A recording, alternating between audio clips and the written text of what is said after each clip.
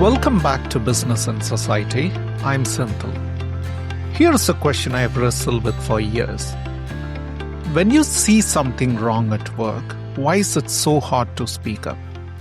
And more importantly, how do you actually do it? Today, I'm talking with Mary Gentile, someone who has spent her entire career answering exactly the same question. Mary is not a philosopher or a preacher. She's a scholar who decided to flip the script on how we teach ethics in business. Instead of asking, what's right, she asks, how do I make it happen? She calls it giving voice to values, or GVV, and it's one of the most practical frameworks I've encountered for navigating the messy middle ground between staying silent and blowing the whistle. We talk about universal values, cultural differences, why we freeze when facing ethical conflicts, and concrete tactics for speaking up. Tactics that might surprise you because they are not like what you'd expect. Let's go for it. Mary, welcome to the podcast. It's such a delight to have you with me today. It's a pleasure to be here, Senthil. Thank you for the invitation. We're going to talk about values a lot in our conversation today, but there are multiple meanings to this term values. Just help us understand in very simple language, what are they? Right. Well, values is an overdetermined word, as you've already pointed out. There are moral values, virtues. There are values in the sense of, I like country and you like city, and that's another value. Or I value solitude and somebody else is more interested in always being in community. So values is an overdetermined word, but when I talk about giving voice to values, I'm really talking about moral values, about virtues. Often people who do the kind of work I do will use the word ethics. I didn't call it giving voice to ethics because I think that ethics often seems to refer to a kind of code or a set of guidelines for behavior that come from the outside. There are codes of ethics for different professions, for physicians, for lawyers, for bankers. And so I really wanted this to be about values in the sense of something more aspirational, more something that comes from within us. And so that's what I'm referring to when I talk about giving voice to values. Interesting. So I got to know about your work from Cordelia Fine, who appeared in this podcast, Yes. and who spoke very highly of your work. She's great. She's incredible. She's one of Australia's finest. Yes. So when we see a management scholar, it's not very often you see someone who spent their career on subjects like values, right? So tell me the story behind the reason you chose to study this topic.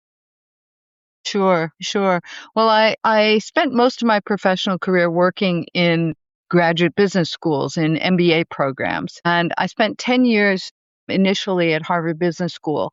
And when I was there, I was working on a number of different projects. But while I was there, it was during the period where they decided for the first time to create and require curriculum around, I think they didn't call it business ethics, they called it values-driven leadership or values in decision-making. And so I got involved with that because I was already getting a little frustrated with working in a business school. I was feeling that I wanted to do something that felt more meaningful to me. And so when I said that to them, they said, "Oh, well, would you like to work on this project that we're starting?" So I was involved with the design and the delivery of their first required curriculum around values and ethics. And that led to my being involved with, speaking about and creating curriculum and working with businesses and business schools around these issues. My work with giving voice to values actually grew out of my frustration with the way we were trying to teach about values and about ethics in business. When you said values-driven leadership, the another term that competes to that position, or rather used more nowadays, is purpose-driven leadership. Yeah. Help me understand, how does purpose interact with values? Are they the same? Are they different? I think purpose is a significant part of values. When I create and giving voice to values, I did lots of interviews and gathered many, many stories from business practitioners, both people right out of business school all the way up to, C-suite executives. And I gathered the stories about times when they confronted values conflicts and times when they had successfully found ways to act, and also times when they had failed to find ways to act on their values. And I tried to distill from those stories what were some of the, I call them pillars, what were some of the principles that I kept hearing from the people who found ways to effectively act on their values. And I came up with 7 of them, but one of them was purpose. But it wasn't just any purpose. It was the idea that the people who found ways to act effectively on their values tended to have, first of all, reflected on what their purpose was in their profession. They had thought about it in a more long term and a broader kind of way. They weren't thinking in terms of, meeting my requirements for this quarter. They were actually trying to think about, why do I work in the field that I work in? What does this mean to me? What impact do I want to have? And they also used their reflection on the purpose of their work to think about, how can I appeal to that kind of sense of purpose in other people when I'm trying to influence them to act on their values. A lot of times the discussions of purpose these days, and you're right, that a lot of that is trying to get people, especially if they're executives, to get them to take a step back and think about, why do I do this work? But they're also looking at it organizationally.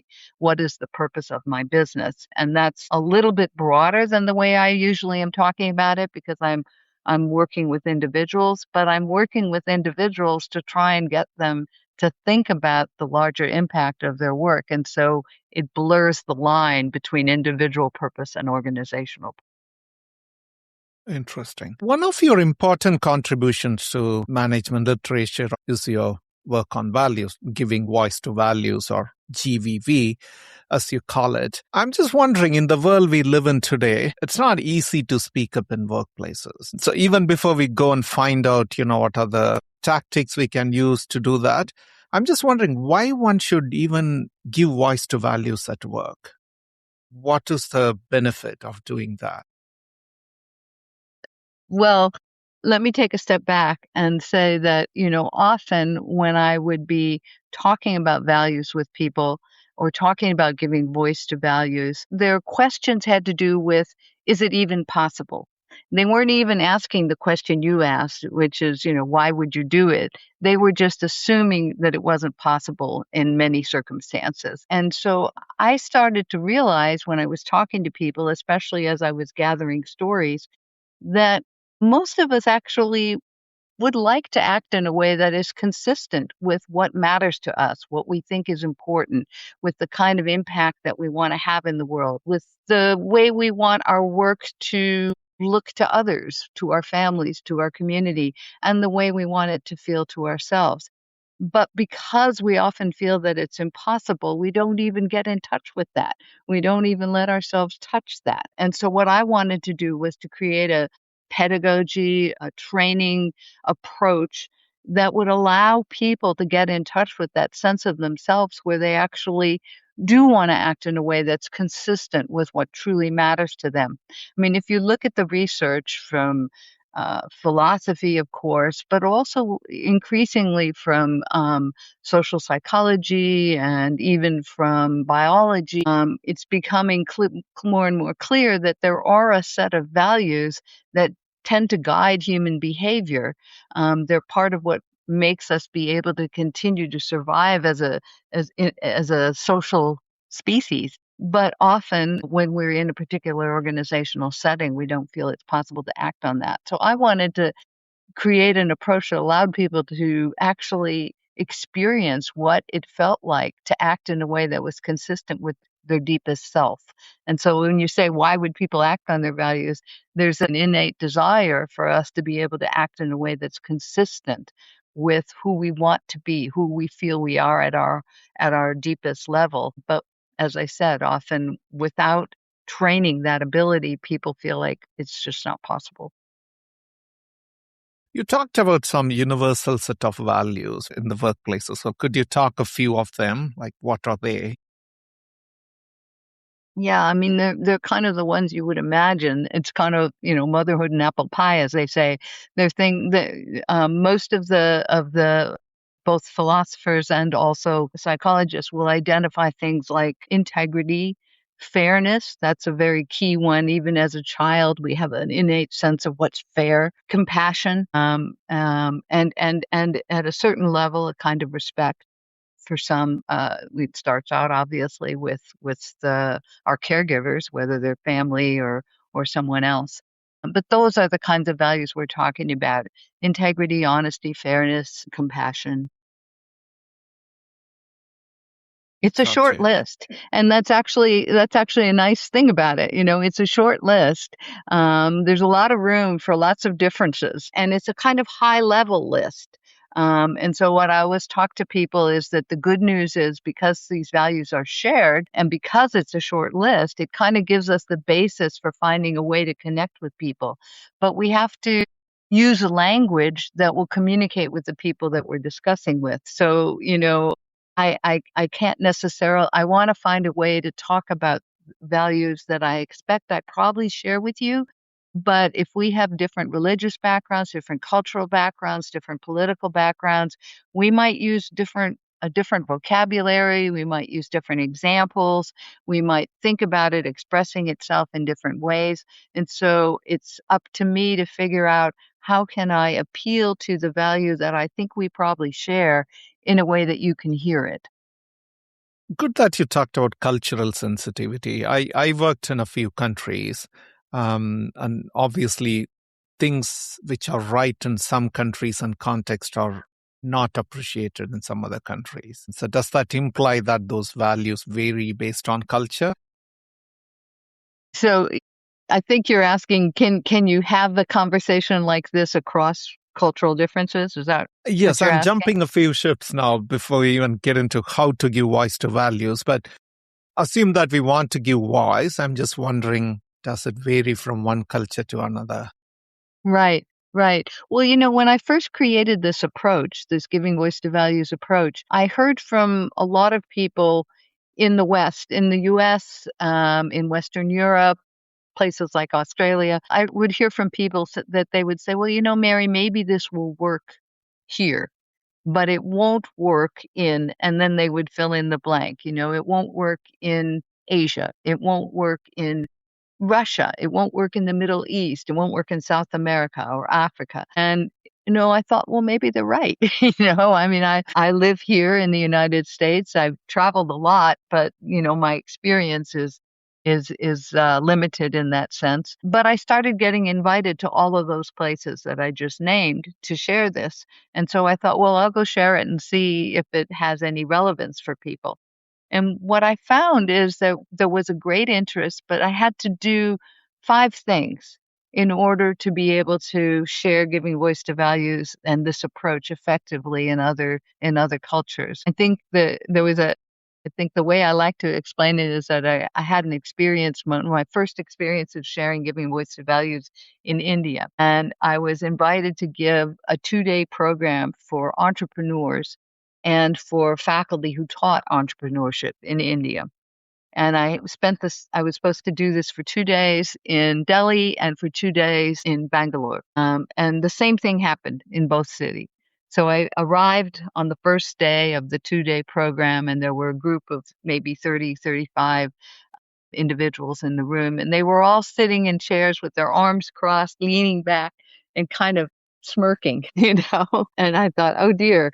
And I said, what's wrong? What's going on? And eventually some brave soul would raise their hand and say, well, madam, we're delighted that you're here. And we're very happy to listen to you. But you have to understand that this is India and we're entrepreneurs and we can't even get a driver's license if we don't pay a bribe. And so this isn't going to be relevant for us, but we're very happy you're here and we are happy to spend 2 days and listen to you. So I thought, okay. So I said, well, thank you for being honest. And so then I had to do 5 things. So the first thing I did was I said, look, you have to acknowledge the context. I said, this is not my first time to India. I've been here many times. I know what you're saying is true. That there are these kinds of pressures. I've even experienced them myself, not for driver's license, but for other things. I said, so the first thing you have to do is, you know, acknowledge the reality of the context that people are in.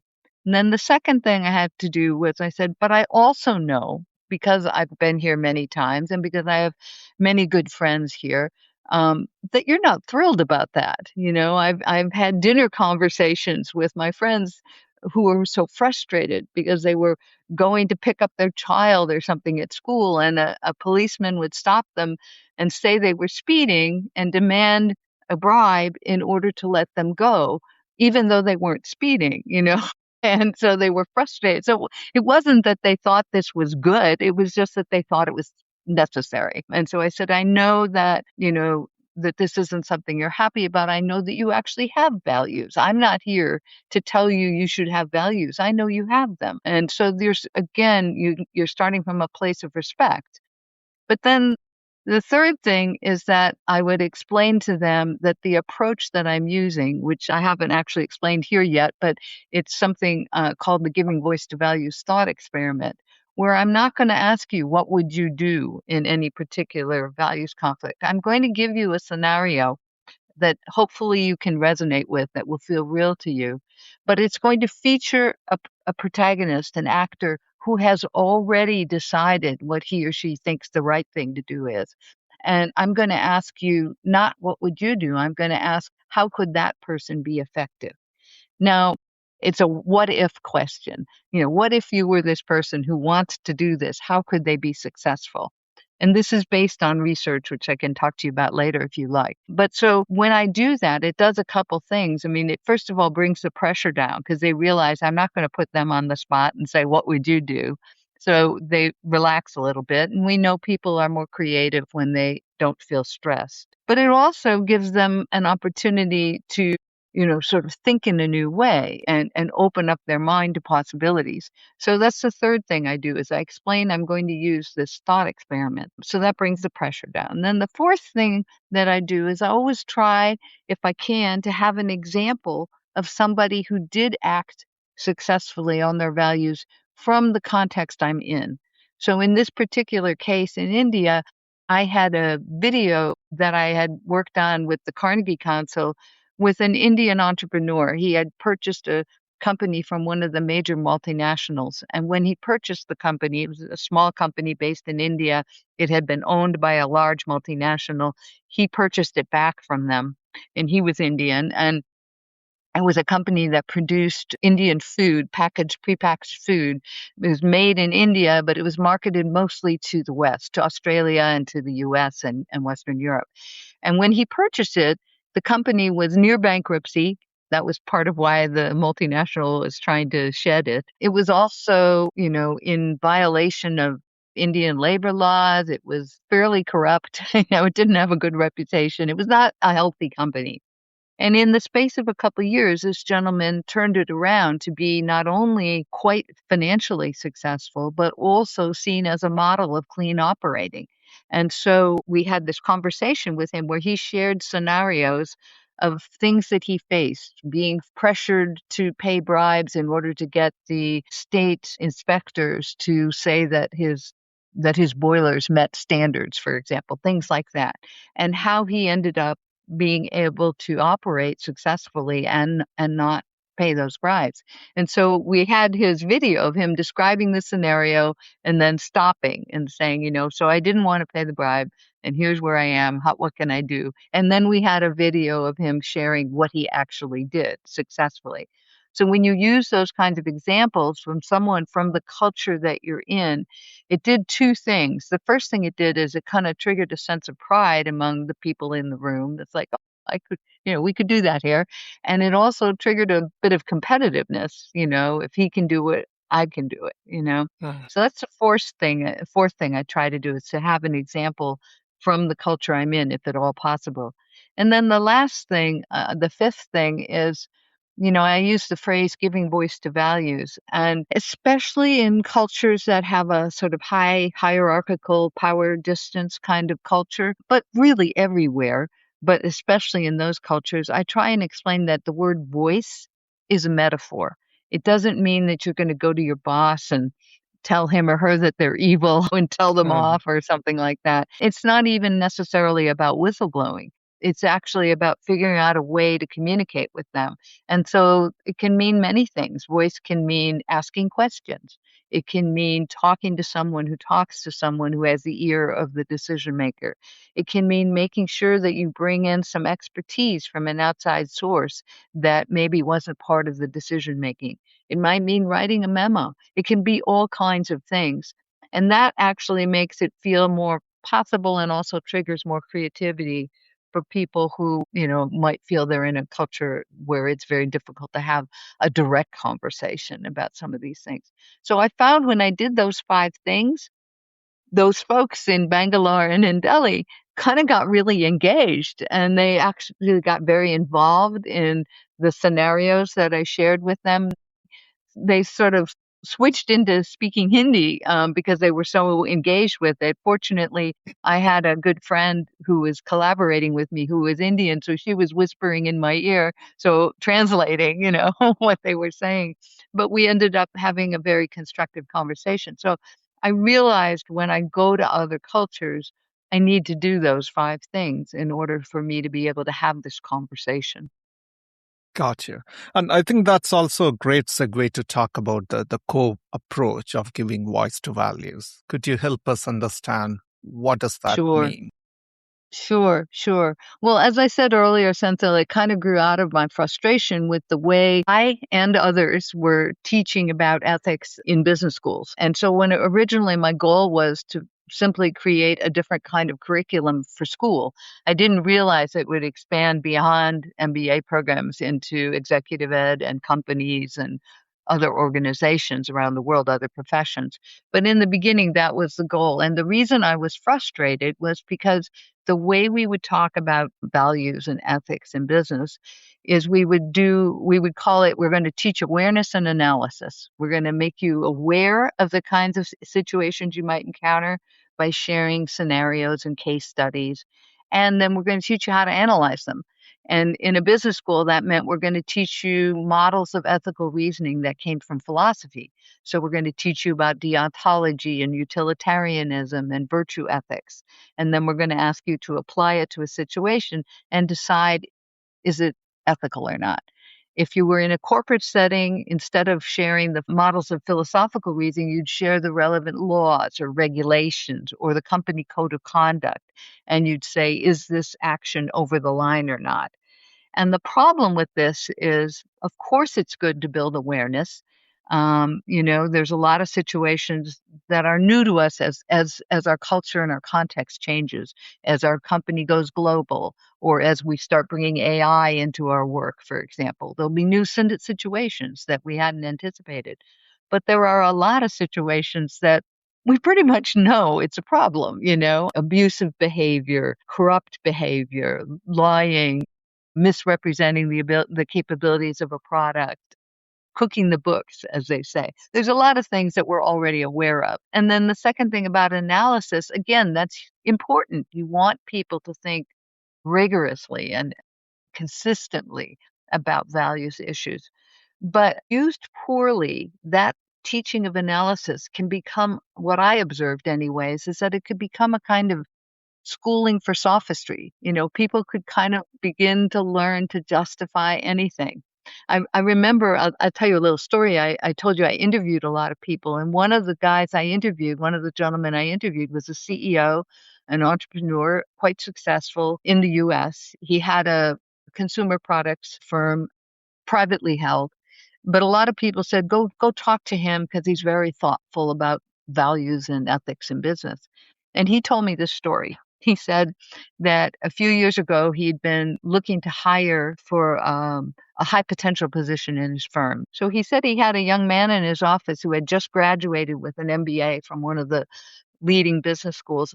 And he asked him, "Did you take an ethics class in your MBA program?" And the gentleman said, "Well, yes, it was required." And so the CEO said, "Well, what did you learn?" And he said, "Well, I learned all the models of ethical reasoning, utilitarianism, deontology, virtue ethics, and then I learned that whenever you encounter a values conflict, you should decide what you want to do and then select the model of ethical reasoning that will best support what you want to do. Now, this wasn't exactly what the professor was hoping he would walk away with. And the CEO who was telling me this story was sort of teasing me, because I was the ethics lady, right? But there's a lot of truth to this, right? I mean, these models of ethical reasoning, they conflict. I mean, that's actually why they're valuable, because they let you see things from different angles, but they don't tell you what's right. And then even once you've decided what's right, they certainly don't tell you how to get it done. And so, like I say, used poorly, this could become a kind of schooling for sophistry. People learn to justify anything. So I thought, okay, I do want people to learn to be aware. I do want them to learn to analyze, but that's not enough. And so what I thought is you need to actually create the third A, action. We needed to teach them how to act on their values once they've decided what was right. And this kind of came out of, I was reading, there was starting to be a lot of research when I was developing this. This was about 15 years ago. There's more now, but in the fields of social psychology and behavioral ethics, behavioral finance, there was starting to be a lot of, even neurosciences. There was research that suggested that if you want to have an impact on people's behavior, that rehearsal and practice and pre-scripting and peer coaching are effective strategies. So in social psychology, there was increasingly research on habit formation. There was also there's a group of scholars who study what they call positive deviance. They study people who deviate from the norm, but in a positive direction. And they had a great phrase. This is their phrase, not mine. They say that if you want to have an impact on people's behavior, that rather than asking them to think their way into a different way of acting, it's more effective to have them act their way into a different way of thinking. So I thought, well, that's interesting. And, you've probably seen some of the research in the neurosciences. That's not my field, but I've talked to people who are experts. And there's research about brain plasticity and creating new neural pathways. But the research that really sort of was the trigger for me to create Giving Voice to Values comes from the field of kinesthetics, or the study of physical movement. So back in the day when I first went to work at Harvard Business School, I decided to take a self-defense class. So I looked around Boston where I lived, and there were lots of these courses, but they all just taught you physical moves, fist to bridge of nose, or heel to instep, or knee to groin, and you'd practice these moves in the air. And the idea was, if anyone ever attacks me, now I know what to do. But there was one class that was different. It was called model mugging. And it was a developmental model. So they would teach you all these physical moves. But then once you learned them, they'd bring in a guy in a padded suit, sort of like the Michelin Man, if you remember those advertisements. And Mhm. we would line up and we would take turns getting attacked by this gentleman. And then you could use the moves you had just learned on him because he was protected. And Mm. in the beginning, it was kind of ludicrous. You just stood there waiting your turn to get attacked. But as the class went on week after week, I might be talking to you and he would come and grab me, and I wouldn't know when, and I wouldn't know what hold he was going to use.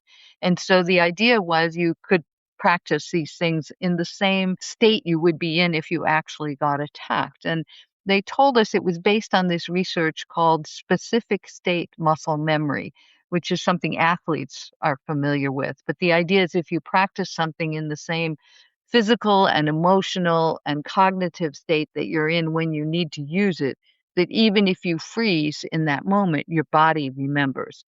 And so one day I'm in this class and I'm lying on the floor because I have failed to protect myself from this gentleman. And I was thinking, could you create a kind of moral muscle memory? Could you create a default to voice and action, but not just to speaking up? Because one of the things I was learning from all the people I interviewed was that the people who did this effectively, it wasn't a matter of just, stamping their foot and telling their boss that they were evil.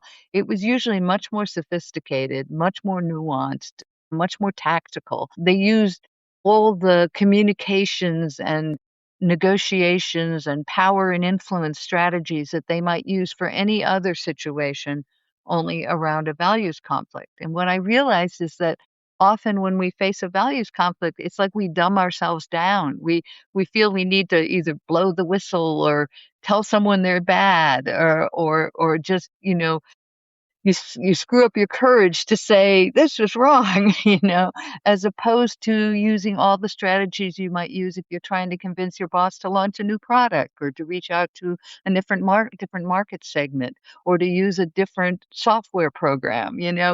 It's like we make ourselves less effective, and we do that because of the emotions involved. And so what I wanted to do was to create a pedagogy that gave people in a safe space the chance to practice this. And so that was the heart of GBV. We created cases. They're based on real situations, but they don't end with, what would you do? They end with, what if you were this person who wants to do X, which they believe is the right thing? How could they get it done successfully? And so it triggers a whole different way of working. It's also based on the research that people in behavioral ethics have done about how people actually encounter ethical issues.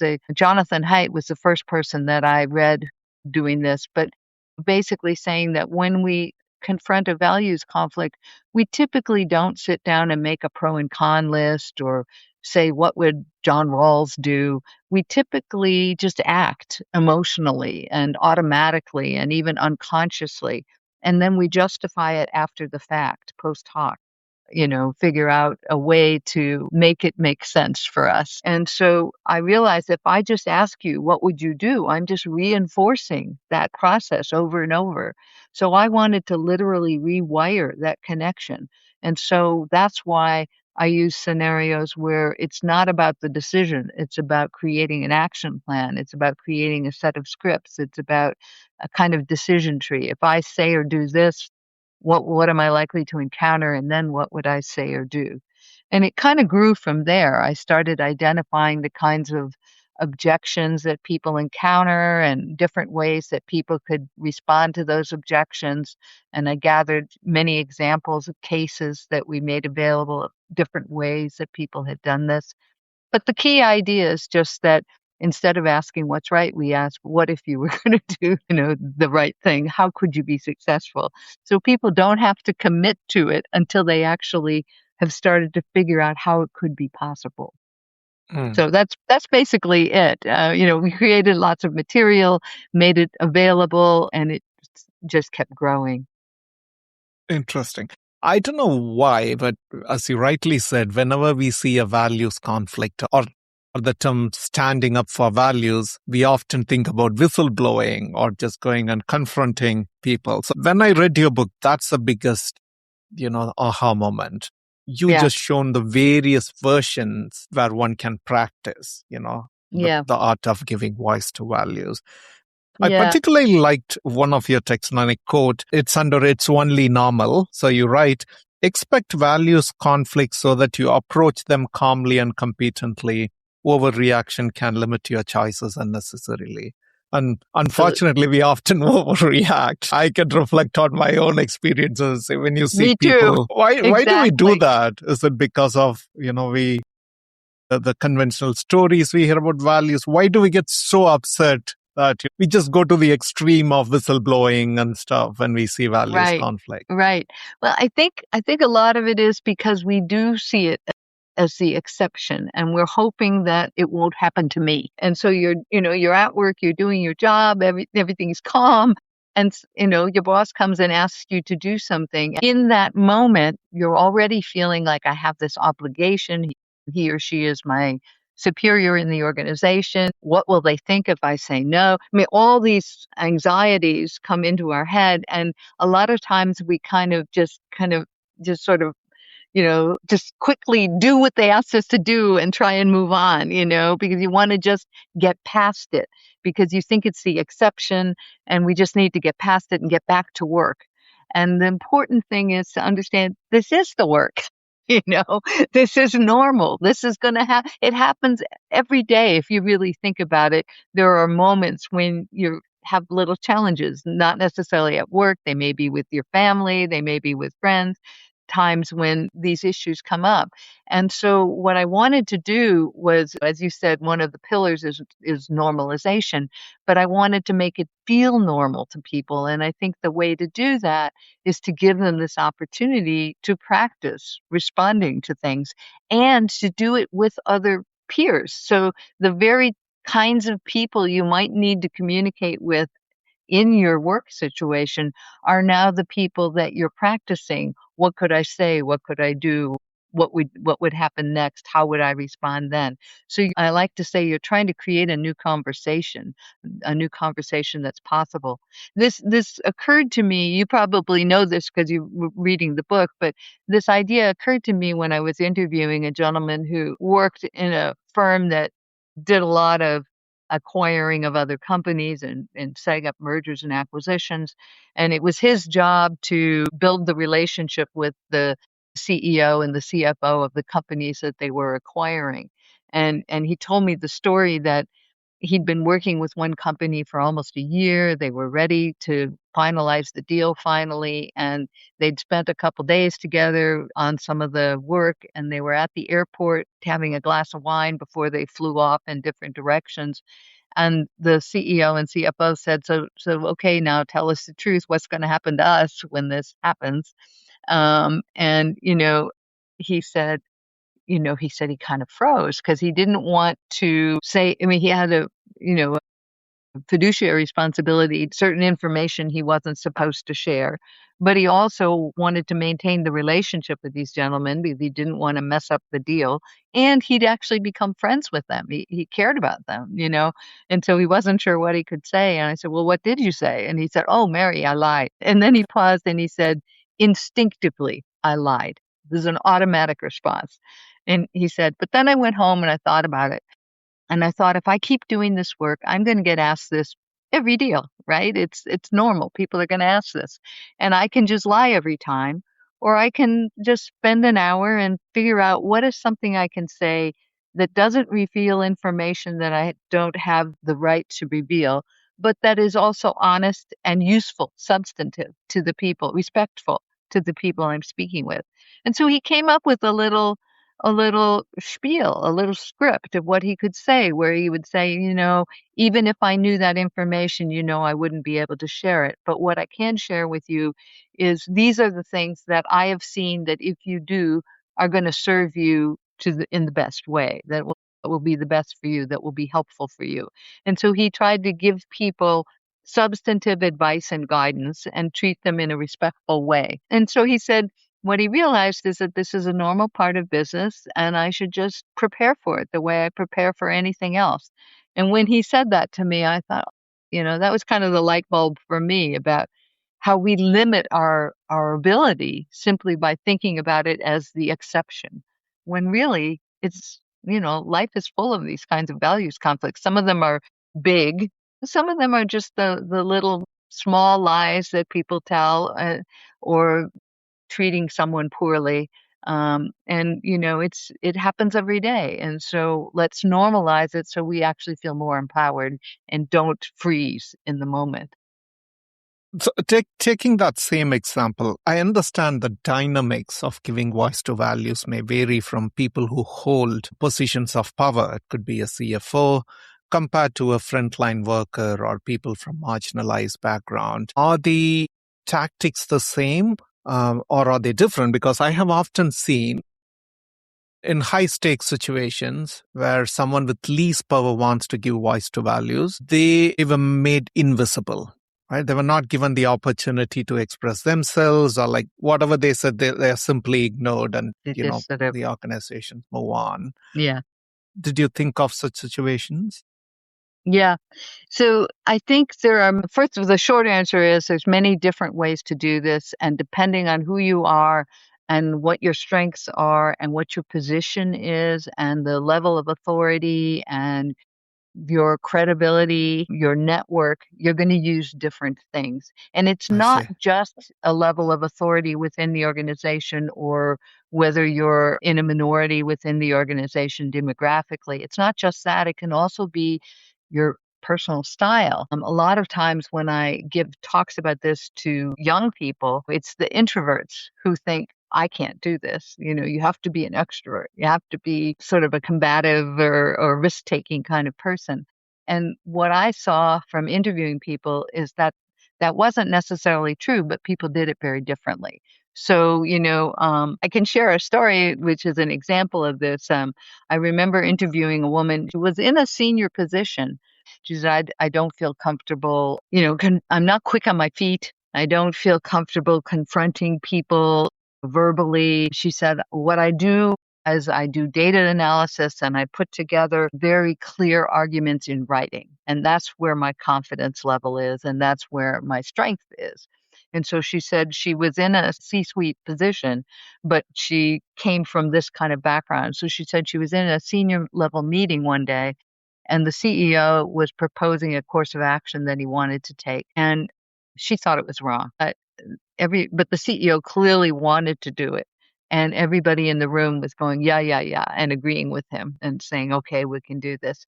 And she said, I just couldn't find what I needed to speak up in the meeting. She said, I just stayed silent and they agreed they were going to do it.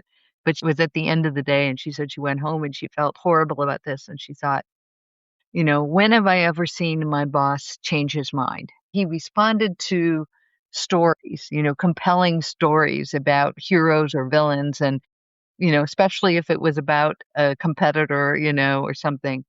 And then she thought, and how am I effective? Well, I'm effective in these data driven, analytic, written memos, And so she said, what she did is she went home and she said this was back in the day when people would leave voicemail rather than email. She left a voicemail for her boss and she said, I know we took a decision just now because it's after hours. I know we took a decision. She acknowledged it. She said, but there's some information you should have before we move forward. I just need 10 minutes of your time tomorrow morning. And so she left that message. And then she went home and she wrote the memo. She wrote the memo that was what she felt comfortable with and felt like she could be effective at and laying out her argument about why this was a bad idea. And then she went in the next morning to talk to the boss, but she knew that wasn't the way he made decisions. So she went in with a story. She knew she couldn't do a compelling story about the whole thing, but she told him a story about why he should read her memo. She figured she could do that. And she did that and she gave him the memo and he read her memo and he changed his mind. Now, I always say to people, this wouldn't necessarily work, but she figured out a way that played to her strengths, but also recognized what worked for him. And she found this kind of way to do that. And so I always say to people, there isn't one way to do this. It really you want to play to your own strengths and you want to pay attention to the people that you're speaking to and what resonates for them. And we have examples in the curriculum. We have all these cases that people can use. We have examples of people who did this in different ways. We have examples of someone simply asking questions, and that was the way that they made the difference. And we have examples of somebody who they were so junior that they didn't really have access to the decision maker, but they spoke with other people who could speak with the decision maker. So there's lots of different strategies depending on your own comfort level and who you are. So going back to the same female executive story, there are two things that came to my mind. One is when you see a values conflict and you want to give voice, she went back home, she has to write a memo. So that causes some kind of tension for sure, or stress if you want to call us one. Similarly, when you don't want to speak up, it also gives you some stress, right? So, but from my experience, speaking up gives you a higher amount of stress because that can sabotage your career. People can just throw a false allegation on you. I'm just wondering, isn't the cost higher when you speak or give voice to values? Is there any research on this dichotomy or the tension between these two things? Yeah, I'm not sure I know of any specific research on the question just as you asked it, but what I would say is that I kind of have two ways of thinking about what you just said. One is that the whole point of giving voice to values, I recognize that what you say is true, that, it feels stressful to try and do this sort of thing. But the whole point of giving voice to values is to actually bring that stress down because you've actually been practicing it, and you've been practicing it in a way that plays to who you are and what you feel comfortable doing. And you've been practicing it with peers. So you've been getting some feedback in a constructive and safe way. And so the first thing is that you're trying to actually reduce some of that stress through developing this muscle memory and these strategies and these tactics. The second thing I'll say is that the other side of the premise that you were laying out is that it feels less stressful to not act. And what I would say about that is I think that could be true immediately, but I think that over time, it can do two things. It can either change you in a way that you really don't wanna be changed because you kind of numb yourself down to all of these things, or it can build up to be a greater sense of, "I'm out of alignment with what really matters to me." And by that time, I've done so many things that I didn't think were right, that it can contribute to a kind of, you know, internal self-criticism, not maybe not self-hatred, but, really hurting your own sense of your self-image. And so it ends up can having that kind of reaction. So I kind of respond to it in two ways. One is try and bring the stress down to Mm. actually acting on your values because you're playing to your own strengths. And the other is recognizing that there is a cost to just going along, and it may not be one that we recognized in the moment. Right. That's also a thing I liked about your book. And, you say that it's not about taking a preaching stance or persuasive stance, which most of us do, but rather an enabling Which doesn't stance, I work. think, which doesn't work. Yeah, exactly. I think that's part of why we feel so stressed about it because we think our only option is to do that. In fact, you mentioned whistleblowing earlier on, and, people often think they hear the name Giving Voice to Values and they think, oh, it's about blowing the whistle.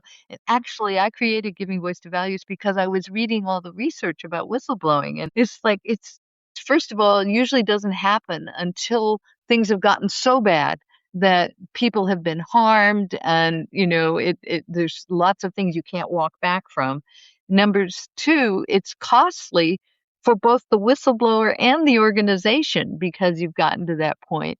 And so I thought there's got to be a better way here. There's got to be a way to raise these issues when the stakes are lower, when it's not as costly, when it's not going to be as dangerous either. People will often say, I've tried to identify what are the kinds of objections, I call them the reasons and rationalizations that you might face if you try and raise issues. And one of them is often, oh, it's not a big enough deal, it's not material. And I will say to people, that's great if they say that because that's the easiest time to address it. It's only when the stakes have gotten higher and it's material, that's when the stakes are really high for everyone involved. And so there's kind of a built-in argument if people sort of say that, where you can say, yeah, so it's not such a big deal, so we don't have to go down that path. But so I'm really trying to help people raise these issues early on. Right. You write extensively about various enablers with case studies or live examples about how to give voice to values. Assume that someone is facing a values conflict and they're not given any space to express, or at least they don't feel it that way. Talk us through just one or two key ideas in what they can do if they face a situation like this. Yeah. So I think one of the things that I think is really useful if you're not in a situation where your organization has been training you to do this, like some of the organizations I work with where they build this in. If you feel really alone with this, the people I've talked to who found ways to do this, they found other allies outside the organization to practice with.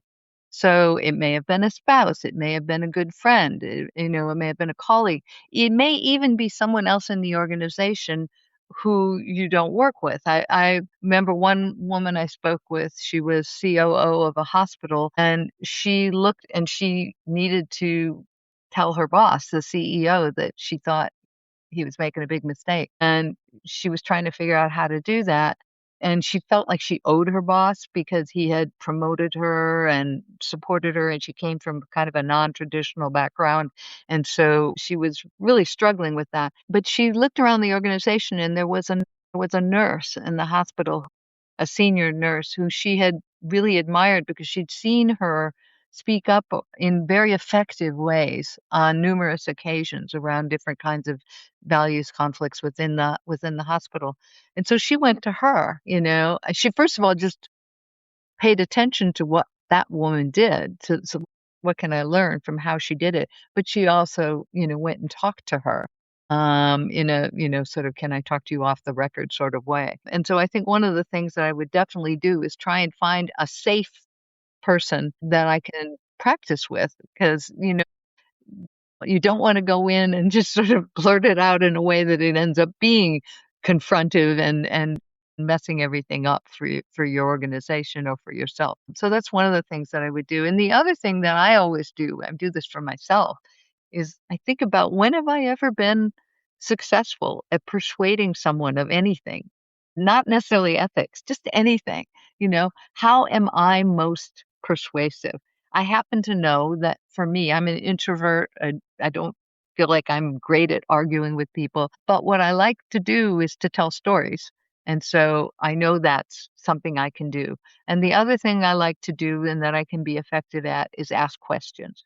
And so once I know those things about myself, I can think about, how can I raise this issue in a way that's playing to those strengths. And so those are things you can do on your own, even if you don't have an organization that's very supportive. The other thing is, some of the cases that I developed when I was creating this and when I was talking to people, in some cases there were people who were working in organizations where making change was a multi-year process, because they were working in both an organization, an industry, and a culture, a geographical culture, where what they were trying to do was really counterculture. And so it took a long time. And so the other thing they had to do was that they found allies. So before they even raised anything officially, they built a network of people who felt similar to them, so that they didn't feel alone, and so that they had some backup and support. And also sometimes that meant they had access to a wider network. So there's just a few things that I would start with. Every situation is different, but those are a few places I would begin. Excellent. I know we have a few minutes left. Moving on from the subject, I ask 3 standard questions to all my guests. Okay. Question 1, how do you manage or navigate differences of opinion in your work? You mean, I'm not sure I understand. You mean people who don't agree with GVB? Say, for example, if someone comes and says, no, this approach is wrong, there are better ways to do it, or someone who fiercely disagree with you, what is your framework of approaching those disagreements? How do you see that? Yeah. So, well, as you can tell from the conversation we've had, I've faced people who've said that this isn't good, And so what I try to do is to share my thinking the way I've been sharing with you, and then to give them time. Because, like, when I first started doing this work, the people who resisted it the most tended to be people who were teaching ethics in business schools, because business schools were recruiting philosophers to teach ethics in business schools. And I was trying to create an approach that a business person or someone who taught finance or marketing could do, because you don't have to teach philosophy and you're using the language of your own discipline. One of the fields that uses this the most is accounting, and they use the language of accounting. So I wasn't using the language of philosophy. And so I realized that that was an issue. And I kind of approached it by basically making the case that I was not trying to do what they do. I was trying to do something different, and then giving them time. And over time, most of the philosophers who push back, I mean, they now invite me to come share this. So in general, I have to understand that, especially if you're saying something that people might feel threatens the way they think about things, you can't expect them to just say, oh, Mary, you're right. I've been wrong all my life. People need time to kind of let it cook, let it sink in, and also to understand the ways in which it's not necessarily inconsistent with the work that they do. So, for example, I can point out to people that a lot of giving voice to values is inspired by virtue ethics and by Aristotle. It's about praxis. And so, I try to find a way to speak about it in a language that communicates to them, but I also try and give them time. Gotcha. I think that's what I found very, very refreshing from your book.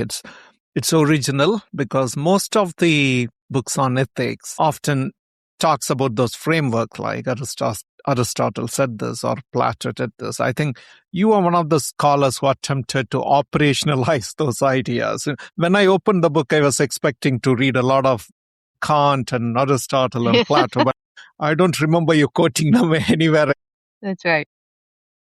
Second question, what are one or two key skills which business leaders should have? Well, that's really interesting. Well, I think a lot about, when I created Giving Voice to Values, it was really about dealing with these to my mind, a kind of obvious values conflicts that occur in a business setting.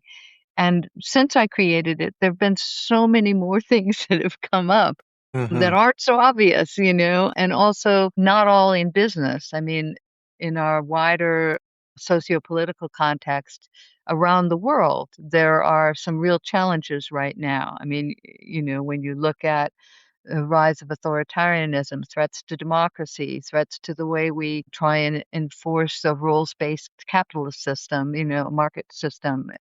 There have been all of those kinds of challenges. And so I felt like, well, I can't really do this work without thinking about those kinds of conflicts as well. And so I've been writing a few little blog posts trying to apply the ideas behind giving voice to values to that. And a lot of them have to do with ways of communicating across difference, because Hmm. that's where we are right now. And it's not just a matter of convincing someone with two people who both know bribery is wrong, but one of them wants to do it. It's not that. Now it's we're two people who actually disagree about what's wrong, and so that can be very challenging. So I've actually generated a list of strategies that I think can be helpful. One of them that I'll share now is that sometimes it's useful as we started this conversation, I was talking about how there are certain values that tend to be pretty universally shared.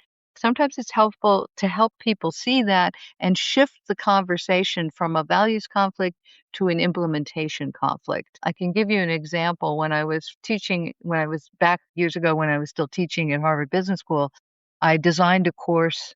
It was the first course they ever had around issues around what we were calling diversity in those days. Now I think they call it inclusion. And I wanted to have a day where we would talk about affirmative action. And this was back in the days when the classroom at Harvard Business School was pretty much all white men, and there were a few women, maybe a couple people of color, a couple international students. That's of course changed somewhat, but so I wasn't sure how I was going to talk about this. So I wrote a case study that was not about affirmative action. It was about the Federal Communications Commission trying to find a way to help minority and rural and small businesses gain access to radio wave spectrum for their businesses. And in the past, it was just a bidding. So the richest corporations got all the radio wave spectrum access, But so in an effort to try and change this, the current FCC at the time, this was in the 90s, decided to set up a lottery system. And so I thought if I wrote this case, it would be kind of a way of talking about affirmative action without going directly at affirmative action, because I knew that with this particular student body, that would be hard. But the students were onto me right away, and they wouldn't talk because it was too sensitive, it was too Uh, political, it was too hot, and they wouldn't talk. And that was rare at Harvard Business School because a large portion of their grade was based on talking. And so I stopped and I said, okay, you guys are all onto me. You know what I'm trying to do here. Let's put the case aside. Instead, we'll go directly at it. So I drew a line on the board, a vertical line. And I said, for 5 minutes, I want you all to pretend that you are vehement opponents of affirmative action. What are the values that are driving you? And so they named, equal opportunity, meritocracy, fairness. And then I said, okay, now I want you all to pretend that you are adamant supporters of affirmative action. What are the values that are driving you? Well, it was the same list, equal opportunity, meritocracy, fairness. And I said, okay, can we for a moment acknowledge that this is not necessarily a values conflict that's an implementation issue. We're talking about different ways to achieve values that you say you share. And even though some of them might not have been speaking in total honesty, by shifting the conversation that way, we could then begin to have a conversation because we were talking about implementation and we weren't assuming that the people you disagree with were evil in some way. So that's one of the strategies that I talk about is to the degree that you can find a shared value and then get to implementation as the challenge, because we can all agree that it's acceptable for us to think that different strategies for implementation might work better than others. And you and I might disagree about what's going to work. But that doesn't mean that we don't agree on where we're trying to go. So that's, one thing. I have a whole list of things, but that's one. Finally, what is the one book that influenced you most, which you recommend to our listeners? Recently or in Anytime. general? Anytime. Anytime? Boy, that's a hard one. So many powerful books. I guess I'll talk recently. Yep. I think two books I'll mention. One is Timothy Snyder's On Tyranny. I found that book really useful, particularly for the first chapter. I mean, I love the whole book, but it's a short little book. But the first chapter talks about something called anticipatory obedience, and that it's important to avoid anticipatory obedience. The idea that we assume that people are going to want us to do X and we do it before they even ask us. And so we actually participate in our own betrayal of ourselves. And I thought that was such a powerful idea, very relevant for giving voice to values. And then the other book I'll mention is a much longer book by Kim Stanley Robinson. He writes fiction. It's sort of science fiction, futuristic science fiction, but it's very informed by politics and science and geography, many different disciplines. And he wrote a book called Ministry for the Future, and it's about climate change. And the reason I read it is because I was reading an article that was like a list of books to suggest, and I think it was former President Obama who recommended it because he said it was the only book he'd ever read about climate change that was optimistic. And I thought, oh, that's interesting. It's hard to imagine. And it's actually, again, a very GVV book because it's set slightly in the future. Climate change has gotten really bad. It's already getting bad, but it's gotten really bad. And it's about all the different ways that this Ministry for the Future tried to address it. And I found it very inspiriting. And also I learned a lot from it. Great recommendations. Mary, such a delight to connect with you today and talk about your work. It's good to talk to you. Thank you, Senthil. I really enjoyed it. One of the things that stuck with me from this conversation is something Mary said early on. Most of us want to act in line with what matters to us. We just don't think it's possible. But it is. Not always easily, not without practice, but possible. What I appreciated most about Mary's work is that it doesn't ask you to be a hero or a whistleblower. It asks you to be strategic, thoughtful, and grounded in who you actually are. Because speaking up effectively doesn't mean confrontation. It means asking the right questions, finding allies, using your strengths and understanding what resonates with the person you're trying to influence. If this resonated with you, I'd encourage you to check out Mary's book, Giving Voice to Values. There is something in there for everyone. Thanks for listening to Business and Society.